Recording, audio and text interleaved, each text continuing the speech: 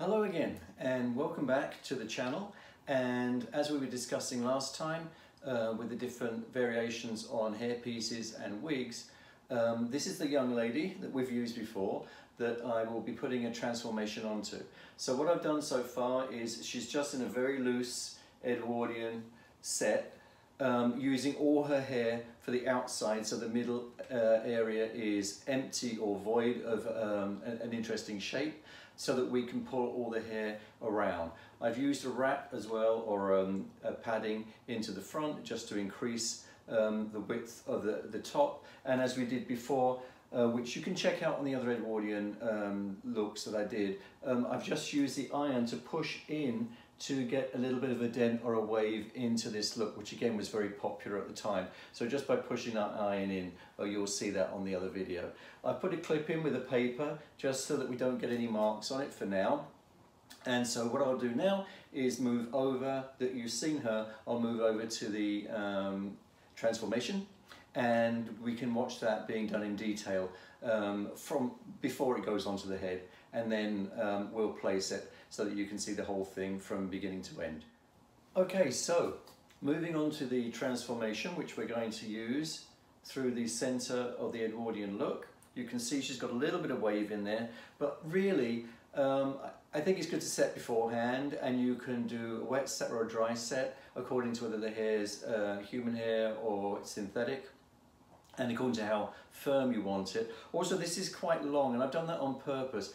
A lot of them would be shorter. You can just get a quick curl in and then the look would be pretty much done.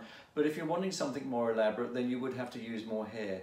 And rather than go through a short one, long one, unless you want me to, and then let me know in comments, I'll do this with longer hair, and then you can see how I'm going to work this.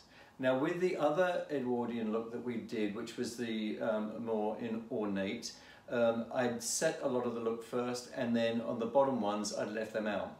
I'm going to work the same idea here. I'm keeping the head fairly loose so I can swing it round, so if it suddenly veers off on me, forgive me, and it's just so that I can make sure that you can see what we're doing. So with the top, I've pinned this in. I've just used some postiche pins just to put her into the board or the head so that it will hold. And now I'm just going to get the hair, and I'm going to start at the top just by taking the first two sections from the top and the side, and I'm going to get them out of the way.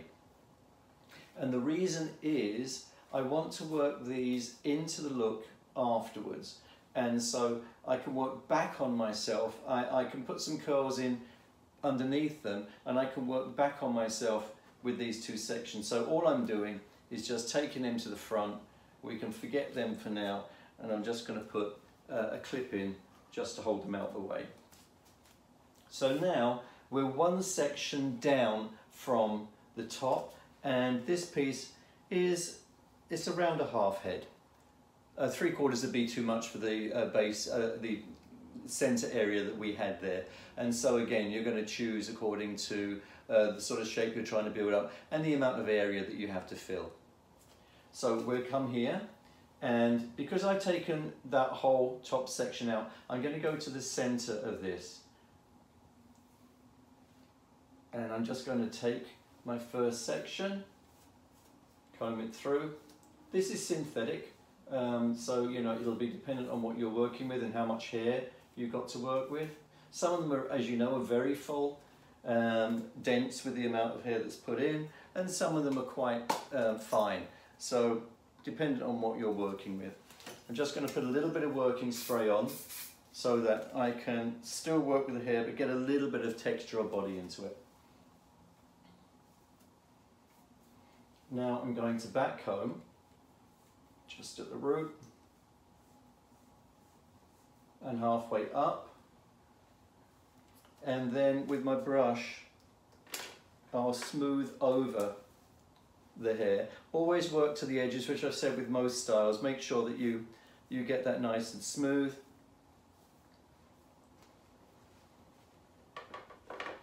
And now I'll bring this back up to the top. So I'm going just past where these two pieces that we've left out are, and I'm just going to pin that across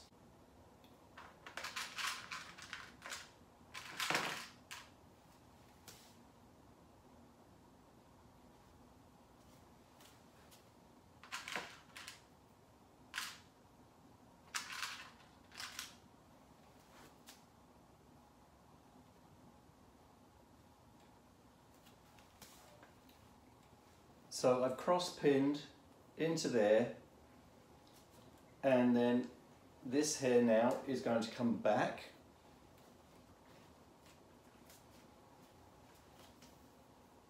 And as I've done the technique before, I'm going to twist this to create my first curl. And there's many different ways of doing these. You can barrel curl, where you're just going right the way up and over, but I like to add a little bit more interest to the shape. So I'm going to twist this over and then add that together. So I'll just pull this forward a little bit so you can see. So my finger, the finger next to the thumb, is going to go in. Let's get this comb out of the way so you can see, and then I'll pick the comb up again in a sec. So the finger's going in, you're going to twist, bring it to a resting point that you want your shape to go to. You'll grab a bobby pin,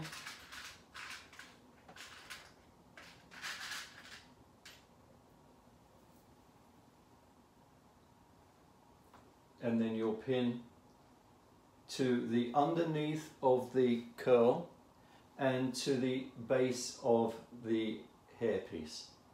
Then you can just splay that out as you wish, and then you have the ends left, which will create a secondary curl.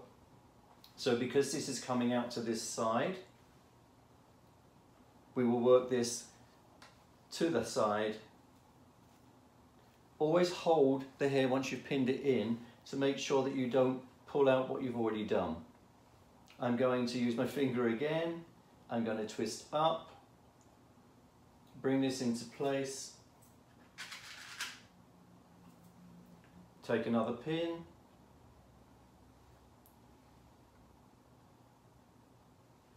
and then I'll pin through again. You can spread out once you start seeing your shape coming together. And with your ends, according to how much curl you've got in them or what you're wanting, you can dress these into a third curl, or you can literally tuck them in and then they become padding for the curls that you already have. So that's our first curl, which because of the length has become 2 curls, and so that just sits in to the side. But you can see it's got a nice sort of elongated shape as opposed to if we just rolled it. I'm going to move now to the next section, and if you can see here as well, there's the weft of the hair is sitting in there. Don't worry about that, because we don't want to go in lines along the weft. We're making this look natural, and so what we're going to do is we'll come across now, we'll go at an angle which would take us across that weft and across 1 or 2 of them underneath. Let's just get that out of the way so you can see. So weft, weft, weft. Okay, so we are creating a shape which is flowing in whatever direction we want, which is what you would do naturally. Don't be dictated by the way that the hairpiece or wig is made, because that won't allow you to have a very soft and free look. So we're back combing in again. Again, about halfway. If you need a bit more spray, then put that on. I'm just going to grab my brush again. Get those edges smooth.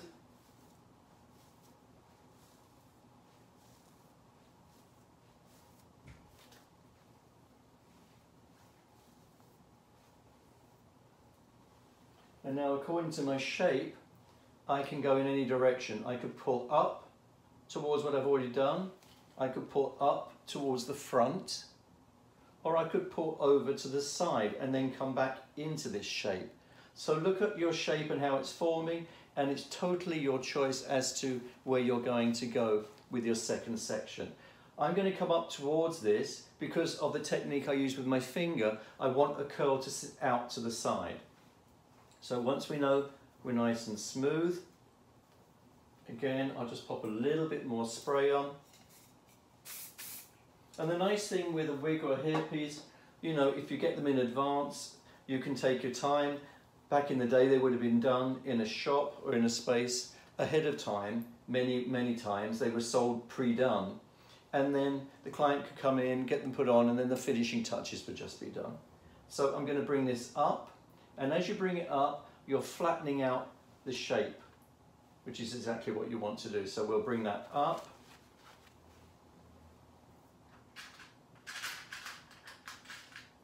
We'll grab a pin, and again, pop the pin in right towards where the original curl was. Sorry she's moving, but it's just so that I can keep it movable while I'm showing you what we do. If I tighten it up, then it's not going to move at all. Okay, a cross pinning again. If it's long, I cross pin because that means that the hair on the bottom is not going to slip out. If you feel you can do it with one, or if you're using like the long pins, like these ones, for any particular reason, then that's fine. So we've got that in. It's sitting nicely next to the original curl that we did. So now again, I'm going to smooth this surface out. This is the area that we've just pulled the hair back from. So I'm going to do a nice twist. And again, points I'm nice to make for you is according to the distance that you want to cover is according to how far your finger is going to come down when you're putting that curl in. If you're putting something very close, then you're going to, let's see if I can do that this way so you can see. If you're going to do something close, then you're going to do that, but then you've got this area. So I want to come down further so that I can cover that area up. So I'm going to comb that. I'm going to grab another bobby pin. I'll come right the way down to the edge of my wig, open my pin with my finger, and then I can place that pin right the way in there. And you can see you get a lovely loop with that curl. Little spray. As you're working through, it's like pottery or anything else, you're moulding your shape. So if you want to add more pins, or if you want to add a fine pin, a hair pin into your shape, any stage, just to open it out, close it down, whatever you need to do, then just do that. These ends again could become a nice soft little curl, or you can just hide them under the shape that's already there. I think what I'm going to do is I'm going to bring them up and make it a smaller curl on top, and again I'm just doing a slight twist, so just bringing it up, the ends go under, and then a slight twist, and then I'll put another pin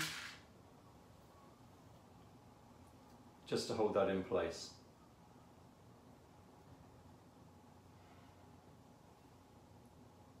So already we've got 3 or 4 curls nicely sitting, and they're nice and firm because you put your pins in beforehand to cross, and then you put your pins in to hold your shape. And again, if you want another pin in there, if you think you want more security, then just add more security, that's absolutely fine. Our top 2 is still out, remember, and now I'll just move the head up. You can look at your shape from both sides, see how it's sitting. Feel how much hair you've got left, because that will give you an indication of how much more work you've got to do or how many more curls you want to do. And then we'll continue through. So I'm moving back more towards the center now, because I fill both sides out.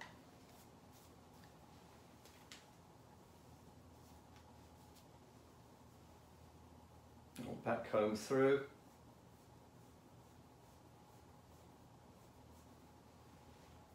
A little spray. By back combing on the underneath, you won't need to smooth out too much on the top, which is handy because it's just a little bit less work to do. But you do want to make sure that these little sides, and just on the very top where that back combing can maybe show through, is just a little bit smoother.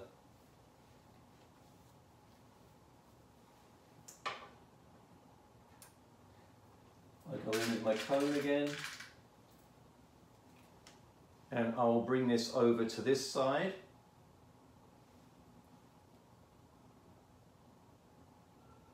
Open the pin, make sure the pin goes right to the bottom of the hair, and if you can, even into the base of the weave of the wig, because what that does is it just makes sure that everything's nice and firm. You've got a padding of their natural hair in that middle area anyway, so it's not like the pins are going to dig in their hair because the pad's already there. So just another bit of security. Okay, moving this over, and now I'm just going to decide my shape. Finger in, look at my shape. I like that. When I'm doing these, it reminds me very much, do you remember Barbra Streisand in Hello Dolly? It's that wonderful, big, curly, wavy sort of look with that Gibson-y outside shape. And it's so nice and easy to build these shapes up. And the nice thing, as I say, because it's not on anyone's head, you can practice. Now, could you do this if someone's got a ton of their own hair? Absolutely you can, because you can just use their hair, you would backcomb the whole thing, you just wouldn't set all the padding of their hair to the sides because you obviously need it for the center, but that's for someone who's got a lot of hair of their own, so that just makes for much easier work on just their own. But when you're wanting to be able to create larger shapes, then this is the way to go. So I'm going to continue this around. I'm going to do another curl to this side, bringing this back combing over, bring this around. I'll do the same, and then we'll come back for this bottom area. So I've just put 2 more curls in, and I'll do one more. And then, like before, and this is my personal choice, but like before, the hair on the underneath and those pieces I've left at the front, I will do directly on to the person's hair. And the reason for that is I just like the control of making sure that the shape completely fits in to somebody's hair, as opposed to the shape belonging to something that you created, but nothing of it sits into their actual hair style. It totally works to have a set of curls that are separate and put in because they blend in very well. But if I can just put a little bit over and just make it blend in, like I was saying about the frizzy fringes and pulling their natural hair through, that works very well. So this curl, I'm going to pull over, going to our regular pattern of pulling that over. I'm going to use a second pin to cross and make sure that that holds its shape.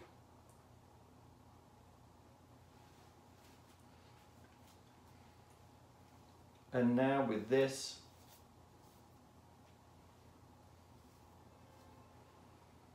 we can just use our finger again, and I'll get my comb out of the way so you can see, and we're just going to twist that around, and we're going to pull that back over, and you can see the hair is getting shorter, and we're just going to sit that in place.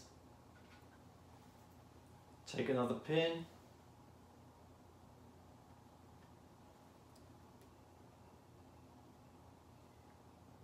and just put that through there. Make sure it goes into the base.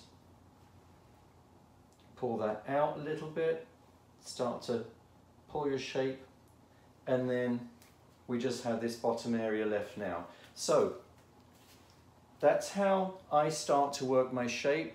The twist of the finger, pinning, cross pinning to start with, and then a nice secure pin into the base and into the shape that you're doing. Use fine pins as you move along, as you feel you need them. And then, as you can see, here's the base of our hairpiece. And then with this transformation, we just have all the hair that I've left out at the front, which is these 2 sections. Quite a nice healthy amount we've left out there actually. And then in the back. Let's move her down. Then we've got these areas here, and you can see again the base, but you can see how the shape is forming. And as I put this on, I will be able to pull this down and add it to her shape so that it doesn't have anything showing that shouldn't be. So I just wanted to do a separate video for this, and I hope this makes more sense for you now that you've seen it done from scratch, from all these areas. And then obviously when we do the next one, which will be adding it into the already done Edwardian look, you'll see how the whole thing comes together. So I'll get that prepared now, and then I'll put that on the next video. So again, thanks for tuning in. Thanks for your likes and all your questions and comments, and I'll see you again soon.